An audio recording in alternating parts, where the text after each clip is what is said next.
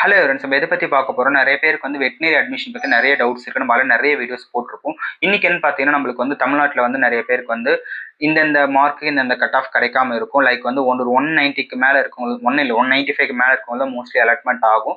So உங்களுக்கு வந்து veterinary படிக்கணும் அப்படின்னு ஒரு ஆசை இருக்குது. நான் நீட் எலிஜிபிள் கிடையாது சார், நான் டாக்டருக்கு ட்ரை பண்ணியிருந்தேன், எம்பிபிஎஸ்க்கு ட்ரை பண்ணியிருந்தேன், ஸோ நீட் எலிஜிபிள் ஆகலை, ரொம்ப மார்க் கம்மியாக இருக்குது, எனக்கு நீட் சீட் அலாட்மெண்ட் ஆகலை அப்படின்னா, ஸோ அதர் தான் ஒரு பெஸ்ட் ஆப்ஷன் வந்து வெட்டினரி. ஸோ வெட்டினரி சேம் வந்து உங்களுக்கு அதே ஈக்குவல் தான், எம்பிபிஎஸ்க்கு ஈக்குவல், அதே இது, அதே சேலரி, அதே ஸ்கோப், எல்லாமே நல்லா இருக்கும். உங்களுக்கு நிறைய ஆப்பர்ச்சுனிட்டிஸ் இருக்குது. ஸோ நீங்கள் வெட்டினரி சூஸ் பண்ணலாம், ஒரு பெஸ்ட் ஆப்ஷனாக இருக்கும். இதுக்கு நீட் தேவையில்லை, உங்களோட 12th மார்க் பேஸ் பண்ணி நம்ம நார்த் இந்தியாவில் மேனேஜ்மெண்ட்டில் போட்டுக்கலாம். கரெக்டாக பிளான் பண்ணுங்க. உங்களுக்கு என்னென்ன காலேஜ் வேணுமோ நான் அப்டேட் பண்ணுறேன். உங்களுக்கு இதெல்லாம் பட்ஜெட் பார்த்தீங்கன்னா உங்களுக்கு வந்து ஒரு இயர்லி வந்து 4 to 6 lakhs வந்து பர் இயருக்கு ஃபீஸஸ் வரும். டோட்டலாக பேக்கேஜ் ஒரு 30 to 35 lakhs பேக்கேஜ் இருக்குது நார்த் இந்தியா வித் ஹாஸ்டலோட.